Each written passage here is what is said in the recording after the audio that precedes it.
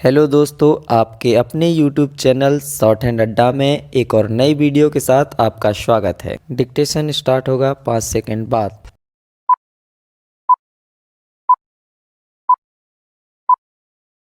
अध्यक्ष महोदय, 10वीं पंचवर्षीय योजना पर विचार करते समय सदन के दोनों पक्षों के सदस्यों ने जो महत्वपूर्ण प्रश्न उठाए हैं उन पर विचार किया जाना बहुत आवश्यक है। अध्यक्ष महोदय, 9वीं पंचवर्षीय योजना का अब अंतिम वर्ष चल रहा है और इस योजना के अंदर जो चीज़ें कही गई हैं, ऐसा लगता है कि उसके अंदर परिवर्तन करना कठिन है, बदला भी नहीं जा सकता। अध्यक्ष महोदय, कुछ चीज़ें की जा सकती हैं, उसके अंदर आज भी कुल कितना खर्च है यह तय नहीं किया गया, केवल कटौती ही निश्चित की गई है।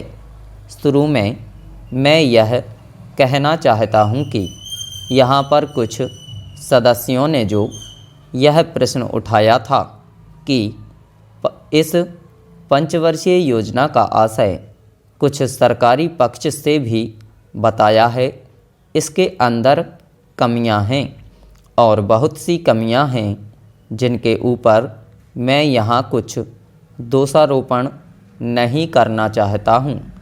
मैं चाहता भी हूँ कि इस तरह से प्रश्न ना उठाए जाएं तो ज़्यादा अच्छा है। यह योजना सरकार ने बनाई है, यह योजना मंत्रिमंडल ने पहले बनाई और अनुमोदन होने के बाद भी इसमें कुछ कमियां रह गई हैं, तो यह कमी रहने का दोष किसके ऊपर है? मैं समझता हूँ सदन के सभी सदस्य इसको जानते हैं। बहुत से लोगों ने दिल्ली के प्रश्न उठाए, जो दिल्ली के साथ अन्याय किया गया है, तो मैं समझता हूँ इस बारे में सब आवाज़ उठाएं। इस बात की आज ज़्यादा ज़रूरत है।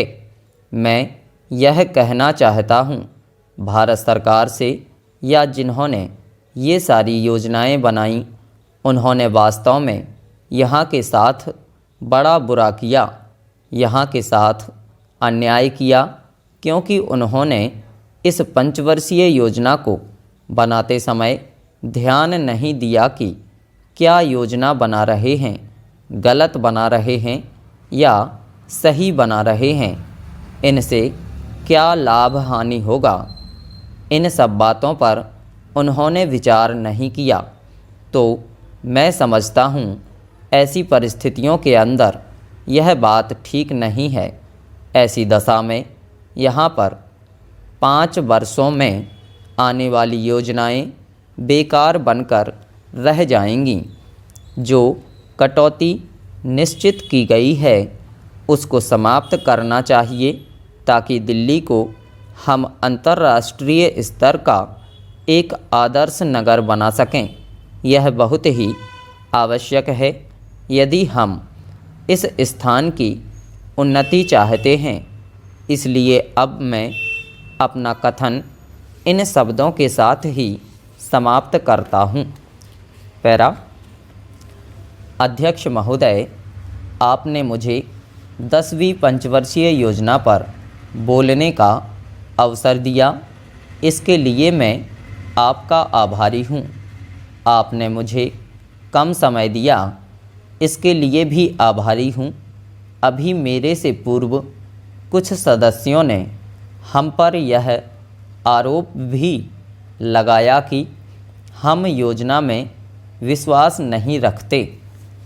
उन्होंने तो यह भी कहा कि हमारे चुनाव घोषणा पत्र में भी उनको इस बारे में कुछ नज़र नहीं आया। मैं इस बारे में यह निवेदन करना चाहता हूं कि उन्होंने कोई दूसरा घोषणा पत्र देखा, गलत घोषणा पत्र पढ़ा और उसी को हमारा घोषणा पत्र समझ बैठे। लेकिन मैं यह कहना चाहता हूँ कि हमारा घोषणा पत्र इस समय मेरे पास है। इस घोषणा पत्र में हमारी घोषणा में योजना के बारे में स्पष्ट रूप से कहा गया है कि हम योजना पर विश्वास रखते हैं, लेकिन ऐसी योजना पर विश्वास नहीं रखते जो जनता के दुखों को दूर नहीं कर सकती, जो जनता के कष्ट दूर नहीं कर सकती। आज तक जितनी भी योजनाएं बनाई गई हैं, जिन्हें हम पहली पंचवर्षीय योजना, दूसरी पंचवर्षीय योजना और 10वीं पंचवर्षीय योजना आदि कहते हैं, और उन योजनाओं में हमने जो कुछ निर्धारित किया, उनसे हम जनता के दुखों को दूर नहीं कर सके और जनता के कष्ट दूर नहीं हुए।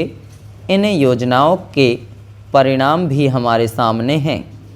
बड़े बड़े अनुभवी बैठे, उन्होंने योजनाएं बनाईं, लेकिन योजनाएं ठीक प्रकार से कार्यान्वित नहीं की गईं। उन योजनाओं में काफ़ी दोष थे, जिसके कारण ये योजनाएं लोगों को दुखों को दूर नहीं कर सकें। लोग दुखी ही रहे। मैं यहाँ पर कहना चाहता हूँ कि जो हमारी योजना थी, उसका परिणाम क्या निकला? उसका परिणाम यही निकला कि हम रुपए का मूल्य कम करना पड़ा।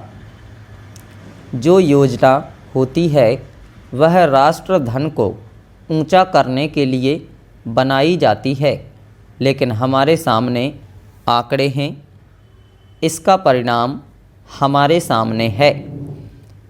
हमने अब तक 9 पंचवर्षीय योजनाएं कार्यान्वित की हैं, लेकिन हमारी प्रति व्यक्ति आय में और जीवन स्तर में अपेक्षित वृद्धि नहीं हुई है।